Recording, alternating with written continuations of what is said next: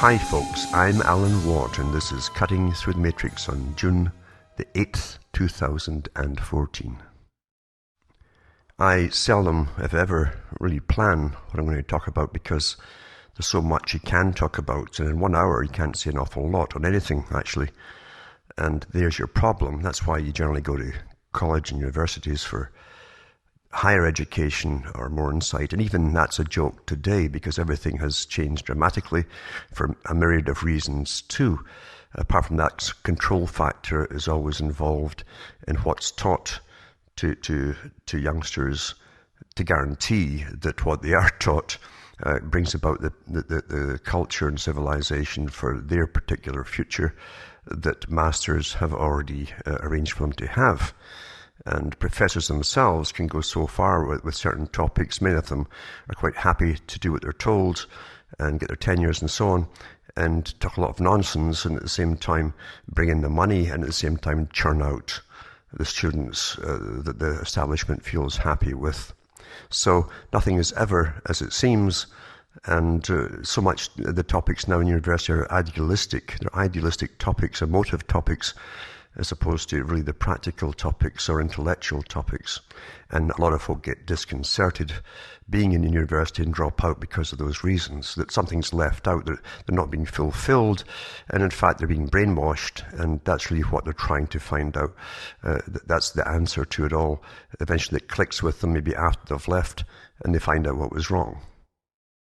Every generation is subject to its own particular time of existence, and they view the past in the same way. So the past is always coloured by the present when you're looking backwards from the present point of view. And it's very difficult for people to understand how people lived in the past, apart from the TV dramas and so on, which are often completely fictitious and very...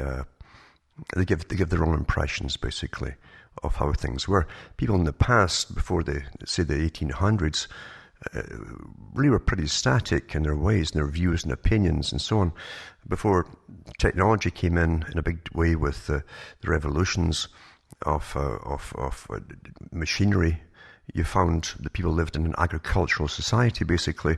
And for the majority of people in every country, that was their existence, living on the land, being partly self-sufficient, sometimes completely self-sufficient, but also selling off portions of the produce to the big cities, etc., or even to those around them, the little towns and so on.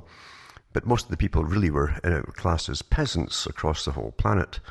And you find it's very difficult to imagine yourself being a peasant because we look back, as I say, from the present circumstances and try to put ourselves into the past. The peasants' needs were very little. The forms of control of society were internal. By internal controls, I mean you were taught a hardcore religion, basically, that gave you all your reason for things happening, the way things were, your existence, your very existence. Things were very simplistic, and education was at a minimal, if even present at all, for the peasantry. Therefore, everything came from the church and the state, basically. So these were authorized systems from the top, of course, but the internal controls on the average individual meant very little crime, even in his own communities, except for the occasional psychopathic type that exists at all classes and levels of society. But most of the people knew the basic rules, the taboos, as they call them. And we find as once the big technology came in, the Industrial Revolution came in, and folk were crammed into cities, into inhumane conditions, religion started to go on the wane because it didn't answer the terrible circumstances the public had to live in for the first time, being crammed into these dirty buildings, inhumane conditions, working conditions too, 16 hours a day, no compensation, no welfare, anything like that. If a man was sick, his wife had to take over his position in the mines, for instance, coal mines in Europe. And that went on right up into the beginning of the 20th century. So we really don't know what it was like to live back then. But what they did give them too was a fixed system. That's when the specialists started to arise to find out how to control the public, basically, how to control them. They put out, when they give them basic education, very basic, minimalistic education, so they could even read instructions in the factories they worked in and so on. They were given the penny novels, things that kept them off, and today it's replaced by television and movies and so on.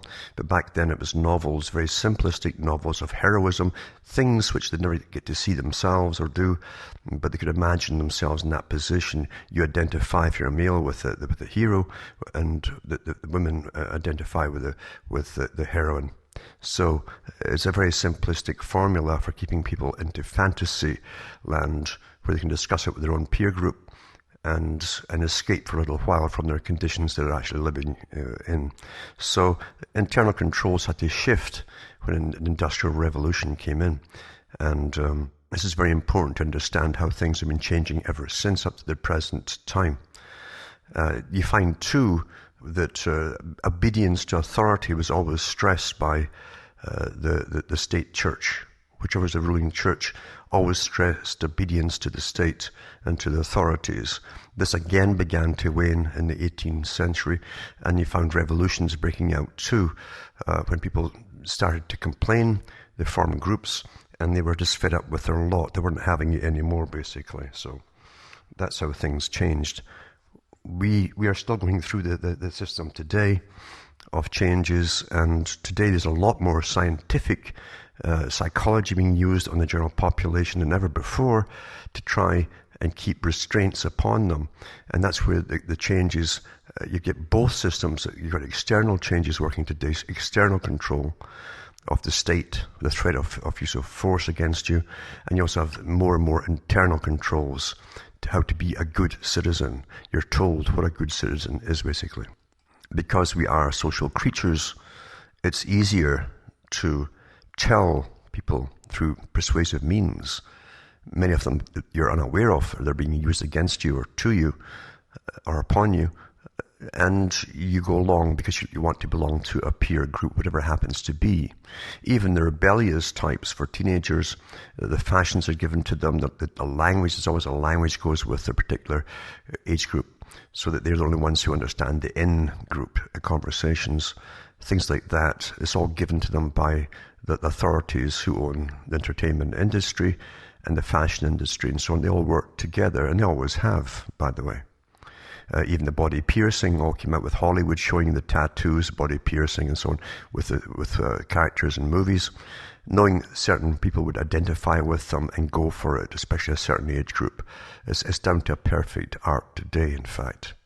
You have no idea what goes on in Hollywood, for instance. You don't know that at one time they did surveys. They still do surveys constantly with their particular groups that they have to come in. And they show them different clips of movies or sometimes whole movies, and they ask them questions. But they also bring in the neuroscientists today who literally wire them up. They wire them up, and they'll show them clips from different particular movies to find out what really makes the person's mind jump all over inside their brain space to different parts of the brain.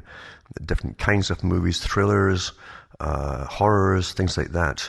And they've all it's actually a fantastic way to map the brain. It's a very quick way, is through movies. In fact, your guard is down, you're not being questioned the same way by people, and they simply do it in real time. They monitor your brain waves in different parts of the brain in real time, and they know exactly what turns you on. They know the sexual centers, which you'll see sadomasochism in pretty well all the movies today, to churn them out. Things like that, the dominance, etc., and sadomasochism. That really does work awfully easily upon most people. Taboos are broken, and the fantasy goes to the extreme. So people get turned on with it because it's a basic instinct. The sexual centers of the brain they have a basic instinct. Therefore, they use that in you. Same with food too, of course. In ads, they wire you up for that too, and they can tell you what really makes your mouth water and what makes you start concentrating on what you're seeing. Is it the ice cream or what happens to be? Neuroscience is heavily involved in this, but when you take it out of that arena, and you see it's all being used upon you, you get the same thing in social politics and various forms of indoctrination and persuasion, especially. It's a perfect art today. Perfect. And these really create, as I say, more of a passive control where you conform.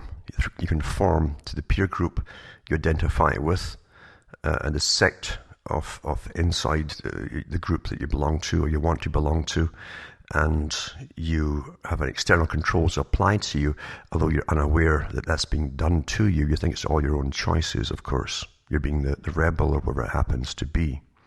But nothing is further from the truth. Very few folk today, very, very few, really have their own mind. And even then, it's almost impossible to completely have your own mind when you can never be assured of the actual true facts on any particular thing. That's how difficult this maze is, because, as I say, education itself is a written out format with psychologists, neuroscientists, sociologists, all these different factors involved in it to make sure that you come out with the right opinions and the right ways of looking at things, the authorized ways of looking at things for the future. This ideology, or way of creating ideology and basically conformity to even radical groups, that's conformity, you're conforming to the ideology presented to you, and obviously authorized from the top too, because they don't ever have any unplanned revolts, believe you me. Then you're going under a particular system that you think you're rebelling in, but you're allowed to rebel whether you like it or not, or know it or not, in fact. And sometimes they'll let it go to a certain stage, like on campuses and things, and broadcast it even too. But that's all part of the planned structure. They know it will never get out of hand, etc., etc. Sometimes they use certain groups, they create them, in fact, to do rebelling, even small terrorist acts. The 60s was full of terrorist acts, way more than today. And it's all radical groups within, especially the US, that was the main country to see this happening within. And the Marxist ideologies involved with it, some across Europe, the Baader-Meinhof group, these kind of ones too. But that was all basically monitored from its start to its finish, basically, for those who don't know that. So I always warn people not to get involved in something because it's an ideology which you think is yours. Oh, that's wrong. I agree with what that guy says, therefore I'll follow that guy. It's a very simplistic way of thinking. And believe you me, the guys that are put out for you to follow are coached on how to talk, how to put things across, the technique that's applied to their personality, and you'll often fall for it. A great thing for any group follower to do is to listen to the term we. When the leader always says we are going to we, us, they can't do that to us. When you start to stop, you're depersonalizing yourself and becoming part of the us or the we. Be very careful of that, because it's a technique where often you'll have nothing really in common with the standard of living, the income, the real ideals and plans of the person at the top. You have nothing at all in common, and they have nothing in common with you except you're awfully useful to them. So we're very, very careful how you're played. And people are played all the time, and politics or anything involved that seemingly is politics or political. Be very, very careful. You'll find what was awfully popular to be used on the general public from the Industrial Revolution onwards into the 20th century, which is slacking off today, was the ideology of saving. And Benjamin Franklin was famous for putting out his little Poor Richard stories, and a penny saved is a penny earned, all these kind of things. It was always to do with the future. And people would invest in the future financially and otherwise too, always putting off the present for a better tomorrow. And of course, these ideologies too were used to the extreme with, say, Marxist tendencies, and when you saw the Soviet Union come into being, where a whole collection of countries under the Soviet Union really were striving supposedly for a better tomorrow. The workers' paradise, and when they first took over, the people flung themselves into this, thinking for the first time it's our system, it's our countries, it's our decisions that are being put into force and effect, for a better tomorrow, and our children will reap the harvest. And of course, that simply wasn't happening. But we're always used for this technique for a better tomorrow. The West still uses it today, in fact, for a better tomorrow, the global society. They'll even bring in things that appeal to your emotions again, like helping people across the world for their standard of living to be raised. And we know from experience that the big corporations at the very top of the tree, especially today, it's nothing but corporations interlocked, often with the same shareholders, dominant shareholders owning them all, that use these third world countries and to exploit them basically for minerals, their resources, and their very cheap labor. They've been doing that all through the 20th century to the present time, but now it's under the term of globalization. Oh, it's a wonderful thing to look forward to, with a global government one day, and fairness and justice for all. All of the usual slogans are put out there, but the big boys at the top have no intention of having any kind of equality in the world whatsoever, and that apparently is human nature. That is human nature. Human nature is so disregarded by idealists, and those, especially the followers, that human nature won't allow that to happen. You have the power impulse that exists amongst many people. And again, in all classes, you'll find the power impulse. Those who know how to dominate others and bully them, or talk over them, yell at them, have them cowering to get what they want, things like that. Other ones are more intelligent, and they can manipulate more easily, the better psychopaths, to use folk around them, of course. But the techniques today are so perfected, that the public are completely unaware they're being used on them all the time.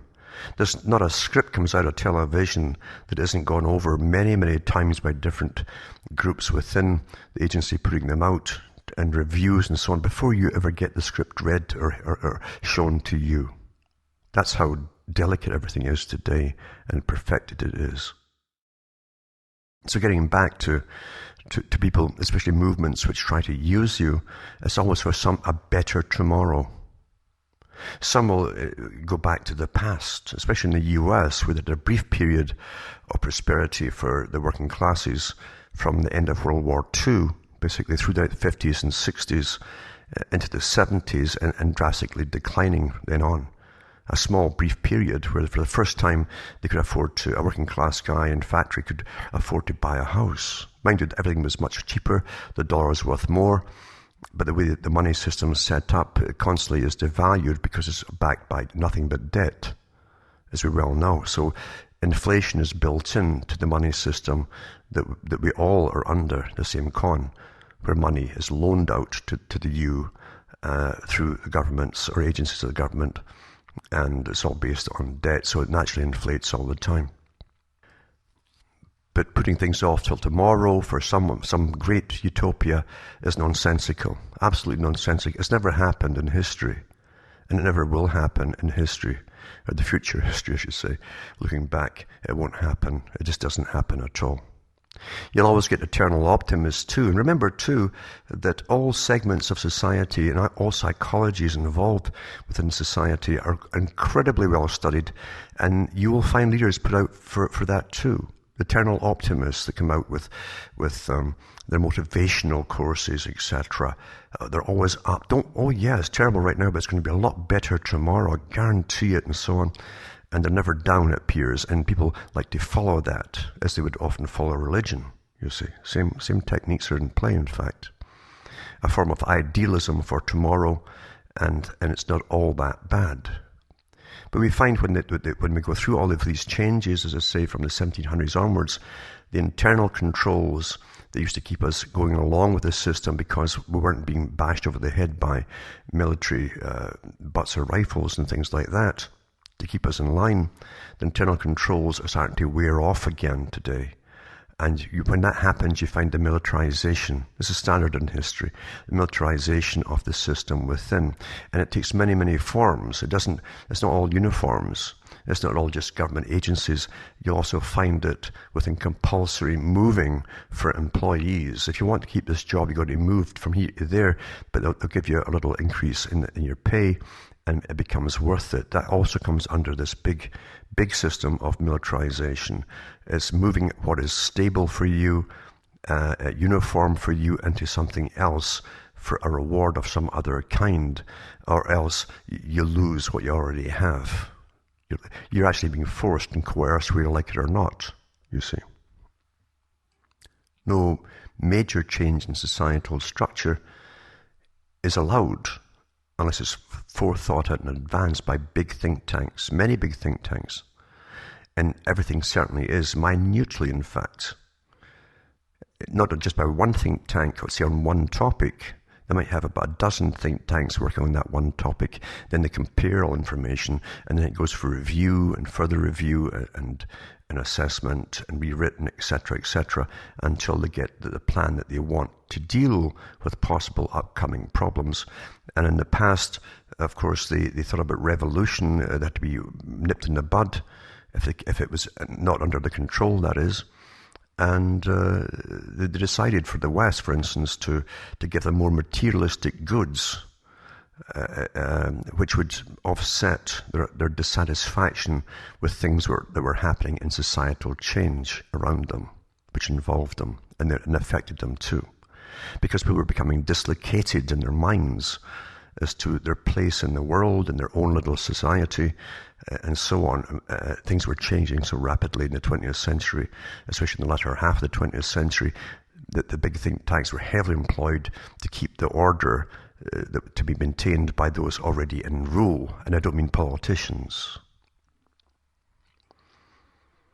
You feel your needs are being satisfied when you have more cheap things to buy, whether you like them or not.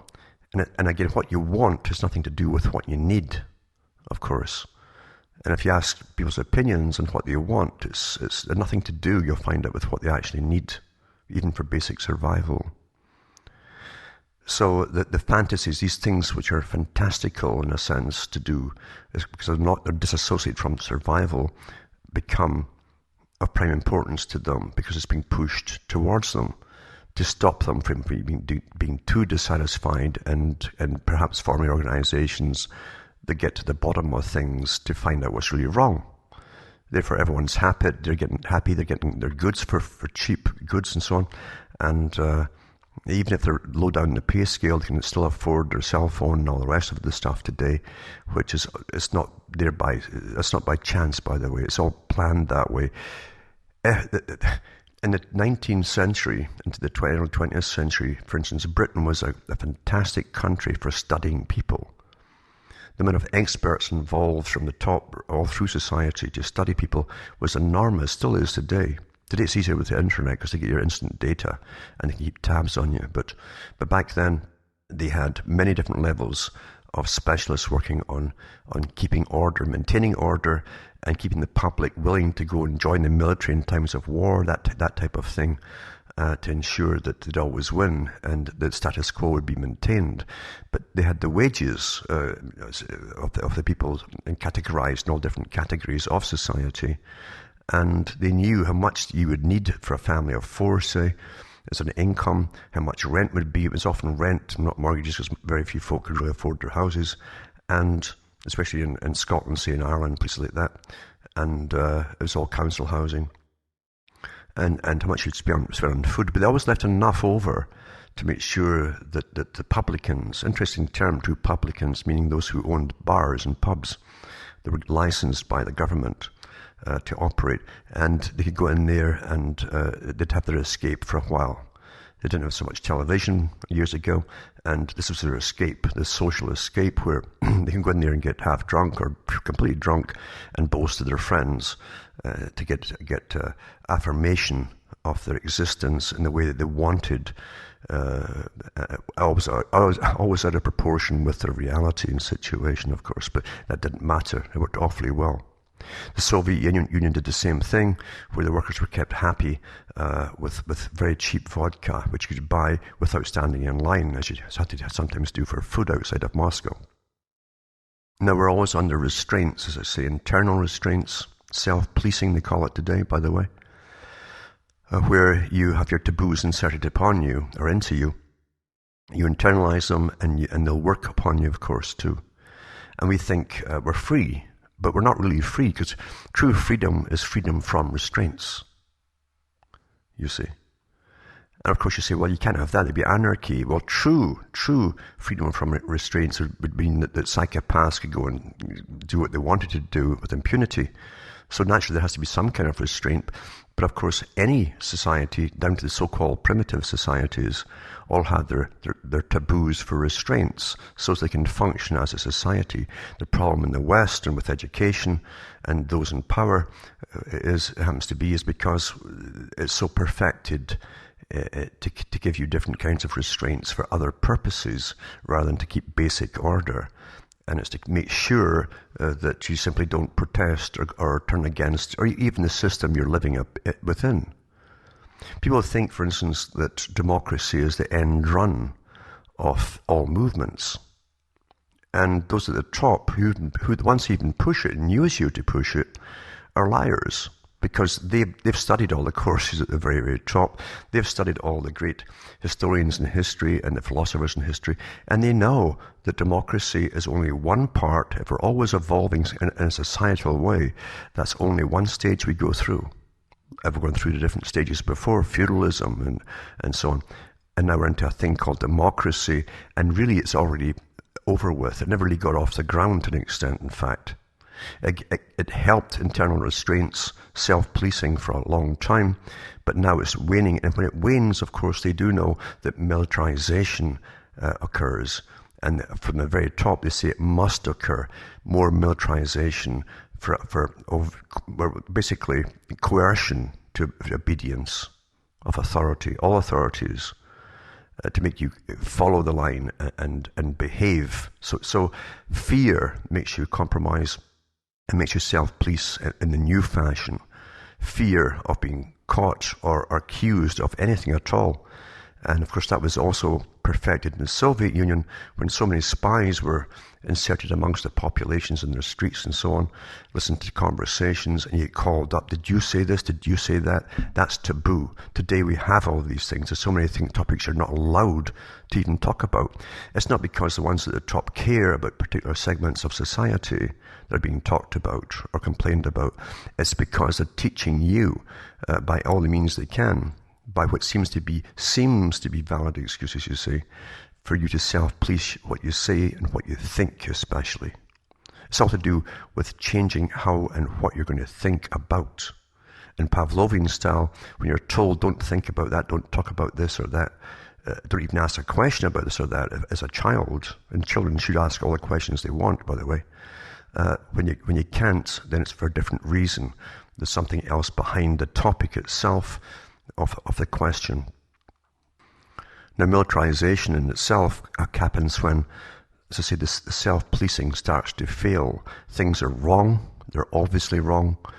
People are, today especially, are really noticing the planned inflation or quantitative easing, as it's called by, say, the US Federal Reserve, where all the top banks in the world are constantly devaluating their currency. They're devaluing the currency constantly, which makes you pay more and more paper money, whatever it happens to be, for the same goods. It's quite simple. Everyone's noticing it. Therefore, you have the militarization aspect of conformity. Don't grouse too much. If you grouse about things, you're anti-government. Another term that is taught in Pavlovian fashion to get you to respond and switch off in a specific way. Switch off from the topic, don't complain about it, obey, you see. And therefore, you don't have freedom.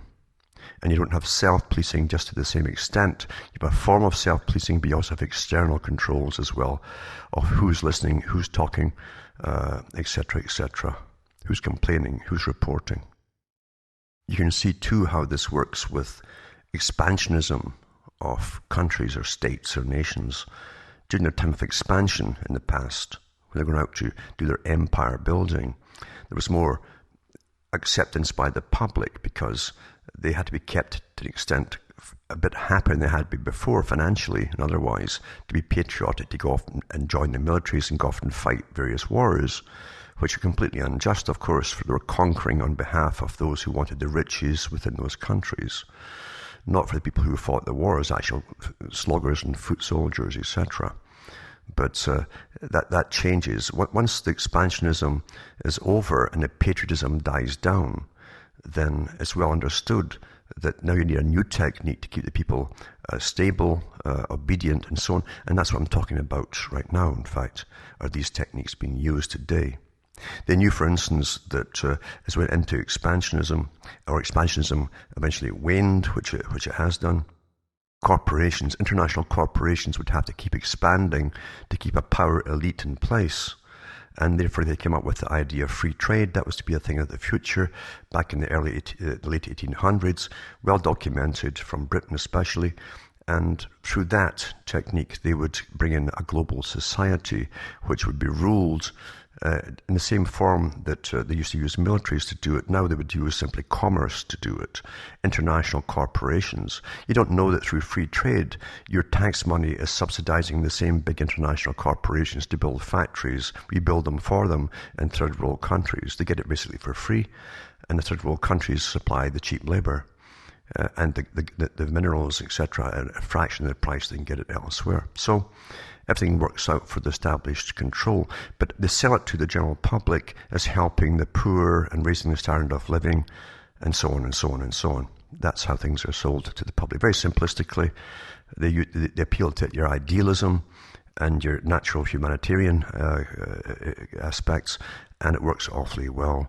But in reality, as I say, when military expansionism stops and conquering and the flag waving stops, that's how they have to do it. And at the same time, they start giving you massive more quantities of cheap goods from these countries that are producing the things, as opposed to quality. In fact, quality constantly goes down and down and down, where to maximize profits, because this is the time of ultimate greed right now, there's ever been. To maximize the profits for the big shareholders in these corporations, they'll cut pennies every corner they can until things are almost non-functional in some cases. They definitely don't last long. The cars you drive might look nice and if they're new, but they're built to break down faster and faster, and lots of things happen within the car. Plastic deteriorates, things like that.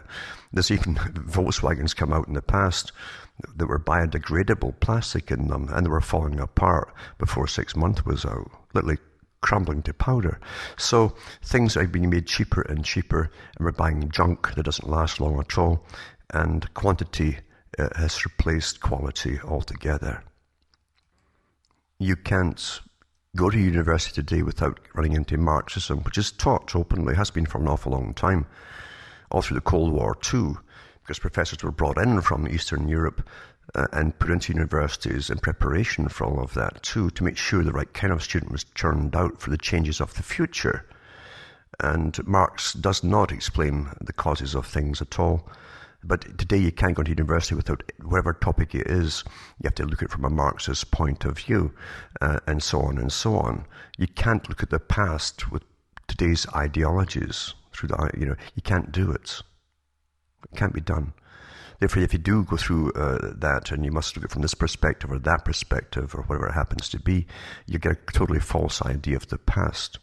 In the past, religion was still dominant because religion encompassed the basic values of human experience. And in religion, you internalize it and you examine it, of course, because we are human creatures.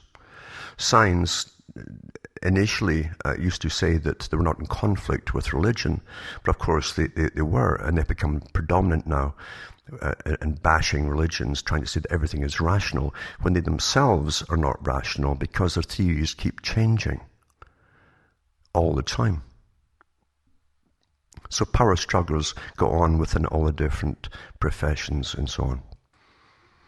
One area which has been heavily discussed for a long time by the big think tanks employed by governments and those who run governments, the big private organizations comprised of the big industrialist corporations and international corporations, that their foundations, of course, that employ many of the guys who become politicians, and they are sworn allegiance to the ones who first hired them, which is the big foundational organizations.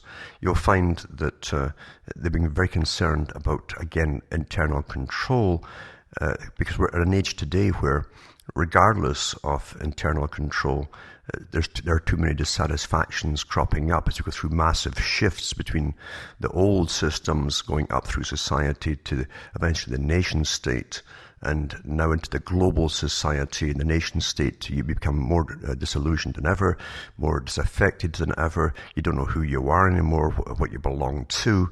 It's not pushed, and everything really is very impersonal. That's the problem with it all. And so there are many, many groups forming, of course, trying to get something back. That's the first response the citizenry have, especially if they're starting to lose what they used to have personally, financial or otherwise. They want to go back to the past, and that will never be allowed. Never be allowed. And even by itself, it can't happen that way anyway, because you need the total system of community and society to go along together. That could never happen. It can never happen today, because we're not the 20th century man anymore. We're not the 19th century man, woman anymore.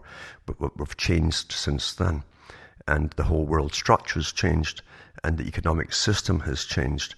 But in the past, they used to use, again, shock weaponry. They call it shock weaponry, all from the ancient times of using clubs to spears, to arrows, missiles, and so on. All the way through the 20th century was missiles, projectiles, and all that. A small force, heavily armed, could always keep the public in check if they were let loose upon the public.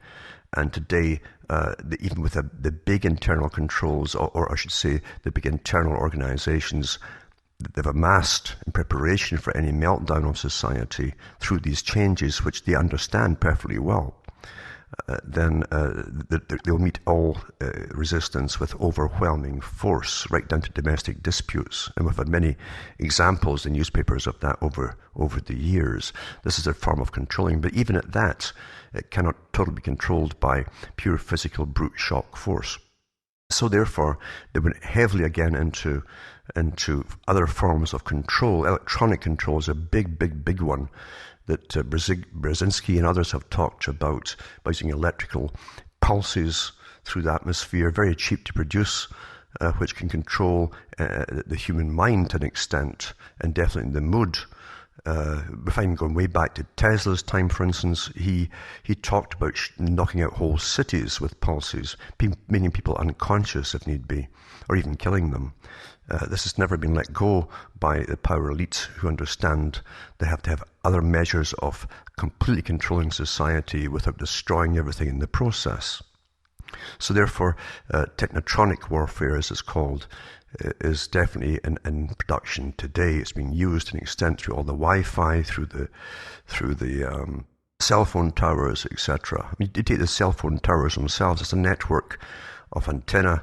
They can broadcast simultaneously in certain frequencies, regardless of all the cell calls they're taking and passing on, information they're passing on. They can do that independently and create a particular atmosphere within the public, etc., etc. So therefore, that's why these forms of control, external control, are incredibly well financed, and there are surveys going on all the time in various secretive departments of private agencies working with governments, to find out the best way to control the populations should anything occur that would break up society as we're through the big changes that are all planned, of course. Because the world is always in a stage of planning for the future, and it's never discussed openly to the public at all. You're kept entertained, you're kept distracted. Your local AM radio shows and all on FM across nations are simply devil's advocates, where they give you emotional topics of local incidents, and they come out as a devil's advocate, knowing you're going to phone in and complain, oh no, I don't agree with that, and you get involved with emotive topics, but it's nothing to do with what's really happening to you on any large scale whatsoever. These are all carefully planned that way, not just for ratings. Society as it's stood from the 20th century to the present can't be static. It can't be that way forever. It's impossible. Because we were raised basically on a form of competition. Everyone was taught at school to compete. And if you can compete and get to the top, you'll have a minority of winners and all the rest are losers. And the winners supposedly go into your governmental positions, as it did in the UK, for instance, or they'd work for big corporations. And the UK didn't stress, for instance, private enterprise. That wasn't pushed in the schools because they already had the big boys controlling the big corporations. They didn't want other competition to come into it. So they taught most folk in the UK to become employees, and they could go up to a higher scale of income if you could join these big corporations as an accountant or economist or something like that. But in the US, they stressed competition, which would lead, hopefully, they thought, to, again, more private enterprise. And for a short time, they had a success as, again, a minority rose to the top, and they had the competition, and they had the corporations spring up very quickly. Once they sprung up, of course, the corporations by nature form cartels, and they keep the prices standard for themselves, and they don't want competition coming in, so they monopolize everything. That's the history, basically, of corporations. They always monopolize everything that they need to produce whatever it is they're producing. All areas of production are monopolized. And that can't go on forever, obviously, and we're at a stagnant state today where all up-and-coming corporations are simply appendages of the multinationals that already exist, and they're putting up variations of their plants in different countries, but they're still owned by the corporations, the same corporations. So they decided they can't have any more competition. But competition itself destroys everything. It doesn't form friendships, competition. It creates envy and jealousies, etc. And at one time, going back to the Middle Ages, communities had to be self-sufficient. Any surplus they could trade with their neighbouring communities and things like that. Therefore, but they were not in competition with the external communities until the businessmen got involved and started to use whole communities as their business, basically. We found this with weavers and things like that. Guys would rise up, they get local backing, local governmental backing, for authority, and they would take over and become basically the public free enterprise system became theirs. They owned it, basically, and had everybody working for peanuts. That's the way of human nature, unfortunately. But it's very destructive. It can't go on forever. It's not meant to. And of course, the boys at the top who study all of these things in society get word through their think tanks to their bosses, and they plan for the future so they can still maintain control, although sometimes it doesn't appear as though they're still in control to the public, but they're still in control, the same old families. Communities, though, have been destroyed. We see it too with the UN, the United Nations, pushing the formation of city-states, where they amalgamate all the communities around them into one huge, massive city. And once again, your identity becomes depersonalized because you now belong to this massive thing that is sometimes the size of a small country, and you really feel everything's impersonalized. And you're sort of drifting along in this, you're a nobody in this massive system. And that has effects psychologically upon the people. Too many breakdowns occur to it. Others go to extremes trying to find something to belong to. And of course, they can be used too by the wrong people. Part of the problem too is the very effect that industrialization has. At one time, work was something you did naturally. Many cultures I've mentioned before, primitive cultures, have no word for work. You did it as a matter of your daily course of things, and work was a minimal to an extent and pleasurable too. It was necessary, but you didn't really think of it as hard labor. The industrial system and profits created a misery system for most folk, an inhumane system for sure, and we know that also what goes along with it too is so-called labor saving in the workforces. In other words, they bring in more mechanization, computerization, to get more profit out of things. But that profit also takes a lot of energy to produce through the mechanization process, whichever fuel they're using, or electricity in itself as well. And people are left then with no work to do.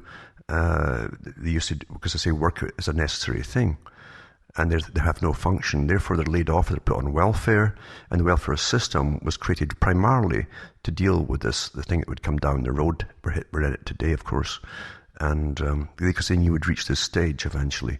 It also creates a very cheap workforce for when you do need actual labor itself. Now, when it comes to government and human nature in itself, government always expands. It doesn't matter what department is set up or its primary function is supposed to be. Once it's set up and there are hierarchies involved within the structure or the sector department is set up, they want to expand, decrease their power. Power is their motive for being, not for the task they were set out to do. Because everyone wants a better job, more money, more status for power's sake. Therefore, every department will expand, because they go back to their top bosses, of course, eventually, and say, look, we've got all these responsibilities to take care of. Even if their responsibility when they set up in the first place was one thing to look after, now they've taken over half a dozen or a couple of dozen functions, and they say it's impossible for everything to continue without us. That's the way it always works. There's never a limitation put on anything to disband it after a certain time. They keep them in power, and they expand like cancers, and they become, again, consumers. They consume our cash, our taxes, etc. And if they're all liable in this present setup, it's been here for a long time actually, they're all liable to incredible corruption. They all are have access to lobby groups continuously. The citizenry can't get into their national governments to complain about something, but the lobbyists have instant access. And don't kid yourself that money and different favours don't change hands. They certainly do. Politicians are bought and paid for before they're even selected to get put in. They're well vetted by this establishment before you even hear their names. At one time, nations looked towards the US Constitution is something to emulate, and they wish they had in their own countries.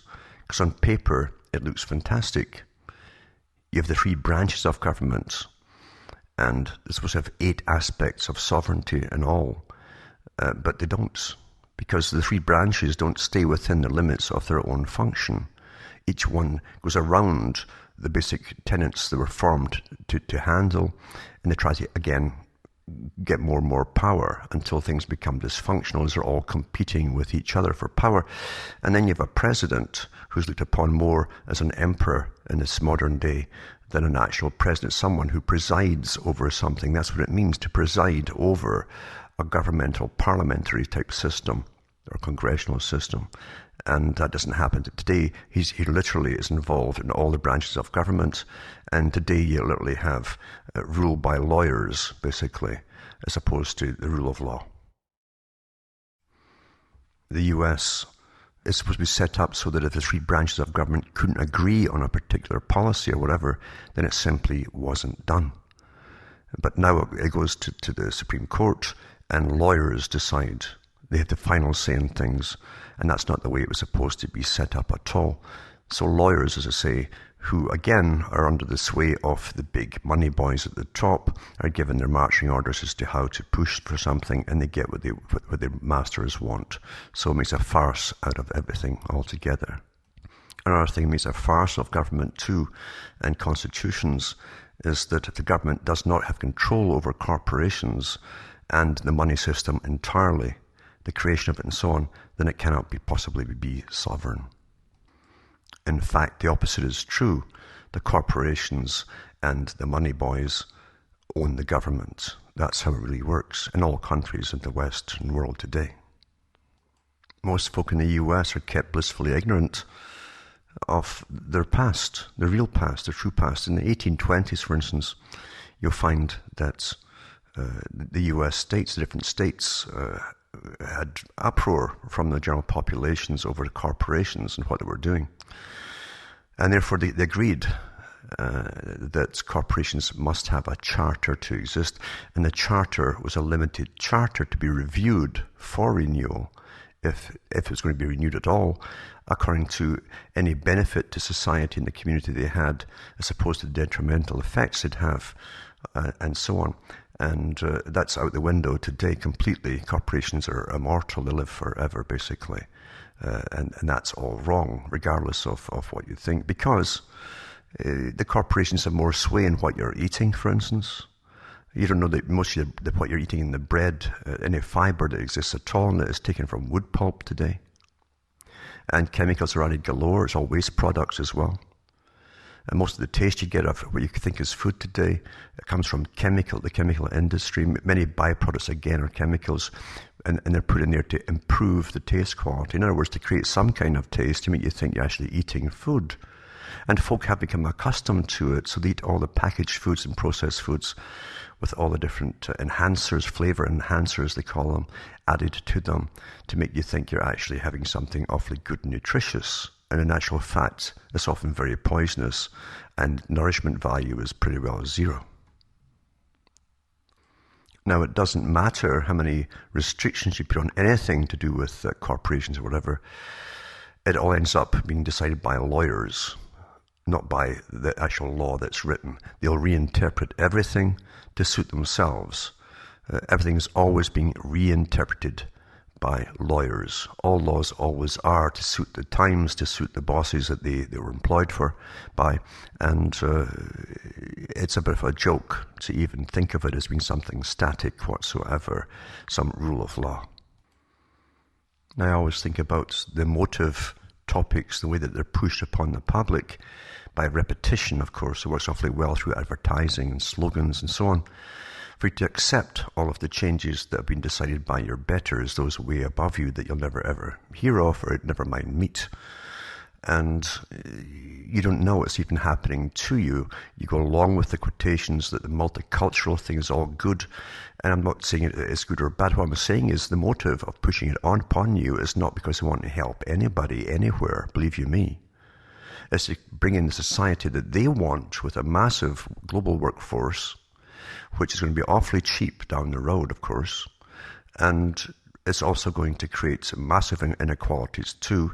The time is really here where those who are working and earning a decent salary are negated by the masses of unemployed people on welfare, people on governmental assistance because they can't afford to even survive. This is the brave new world that's been brought in, of course, and neuroscientists, behaviorists, psychologists, and again, two different techniques and even technotronic techniques are being used upon the general population, along with all the massive authorized drugging of society through the authorized pharmacies, the authorized doctors that are nothing more than pushers for the drug companies, all working together with what you think is your government or governments because they're not yours at all. It's all one big system. It's out of your control, out of your hands, and it's planned this way. It's not by chance, and it's not always just for pure profit. Never fall for that one. I always laugh at Hollywood when it says, well, we're only reflecting society. Meanwhile, when you go and listen to the top people talking at the big shows that they have amongst themselves and the awards, they quite openly call themselves the culture creators. They're well aware of what their job is supposed to be. And they're all prostitutes because they go along with it. They have no social conscience. That's part of being a star. That's a quality you definitely need. So, as I say, we don't live in the projected image that's projected to us. A lot of people try to conform, they try to go along with the image that's pushed to them, but of course it ends up you have neurosis and internal conflicts where you blame yourself for not being happy, but don't worry, here's a pharma to help that. That's all planned out that way. And if you don't have that, you have even what you think is the underground system of drugs, illicit drugs, etc., which are all controlled by the same boys at the top. You'll find, for instance, a lot of the illicit drugs are created in big pharmaceutical companies, like ecstasy and things like that. These are not little handmade pill things. These are perfectly formed, machine-made things that come out of big production units. So the boys have you trained one way or another that whatever's wrong with you, take a pill. They don't really care if it's illicit or authorized, you see. They're both technically authorized. That's why in the welfare systems and societies too, there's a certain restriction only by almost name by coming down on the occasional little street runner that's not authorized to sell them, where the big boys go totally free all the time. We know that governments are heavily involved in bringing in these various drugs too, illicit drugs, etc., etc. We know that Afghanistan has our troops guarding the opium crops. And heroin is flourishing more than ever before today and being brought into the US and Britain and elsewhere. There's been too many exposés in the past of the CIA bringing in this kind of stuff, and along with the cocaine from Latin America. Right up to the government level, we've heard the exposés in the past and the so-called inquiries that go nowhere. When the Oliver North scandal came out with the guns for drugs and things like that, scandals like that, we tend to forget it all. But what it's showing you is that nothing is as it seems. Nothing is as it seems. But for those at the top, they're perfectly aware of what's happening, why it's happening, because they're generally behind it all. We're managed completely at all possible levels. Today with internet, you're monitored more than ever before. You know, your complete personality profile. They know your behavior, your projected behavior for the future. If you deviate from that behavior, they want to know why immediately. And you'll tell them immediately by chatting to your friends and so on. Total information network is well underway. Well, here it's a permanent thing is here. It's not going to change. And it'll get worse and worse, in fact. And then one day you'll get called in or get a visit when you deviate from your routine norms, and they'll want to know why. If you're looking into an area that they don't quite want you to go into, they want to know why you're doing this. This is pre-crime, basically. Or one day you might go into a radical sect or something like that, and they're nipping you in the bud before it happens. This will definitely be authorized. And you'll be mandatorily drugged or whatever it happens to be, and have psychiatric care until you're formatted back to the person they want you to be, fit to live in the society that they've created for you. But I've rambled on tonight, as I say, off the top of my head, as I always do, and this is just to let you know that always question what's going on. Don't be overwhelmed by things. Don't be caught up in the fear mode that's always pushed, because fear is a good seller for those who push it. Always be very, very careful who is trying to get into your head. And by whatever it means you think you're choosing that they're going to get into your head, it's often not your own choice at all. You're being fooled. Beware of those that say we, us, etc.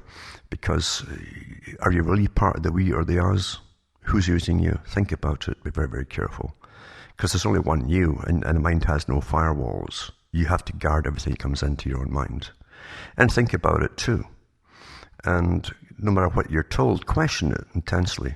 That's what freedom is. You still have the freedom to do that if you wish to do that. At the moment you can still do that.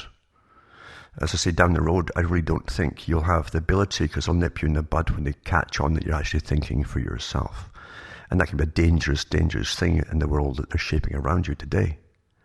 Those at the top become very nasty, believe you me, when the fake society of peace and security that they often project is threatened at all from a source, even a great idea. That's what terrifies them more than anything else. All the other authorized areas which they can clamp down on are often led by them, in fact, to make you think that you really need these organizations to keep you safe, that they actually create their own problems. They put them out there, and they get lots of patsies are available, and the techniques are perfect for creating them today. Perfect, in fact. But that's an old technique. Now, I'd like to say, too, remember, folks, that I'm not sitting here just dishing out information for nothing. I have to live, too. I have to pay for all the websites I have, and I have to pay for all the other things you pay for along with the websites. And people seem to think I live in some kind of happy mansion somewhere where I smoke a pipe and drink brandy or something with a dinner jacket on, and nothing is further from the truth. I have a lower standard of living than many of you out there, and I really do, because what I get goes into what I do, and it's not a lot of money at all. So I really appreciate it for the learning you're getting, and lots of folk are getting a lot of teaching, and they write to me, but I really do need folk to help out. You can donate, remember, by either donating straight donations by PayPal or cash or whatever, and you find it all at cuttingthroughthematrix.com as to how to do it, or you can buy the books I have out there, where I go through different things and different techniques of control that have always been used. And there's much more than just control in it. I show you how people think. I show you how you think. And I put a way in there, too, of the writing that enables you to think as you're actually reading through it. So there's a lot in those particular books. So you can help me out, too, so I can tick along here, because I'm not really even ticking along right now. Now, from Hamish myself from Ontario, Canada, is good night, and may your God or your gods go with you.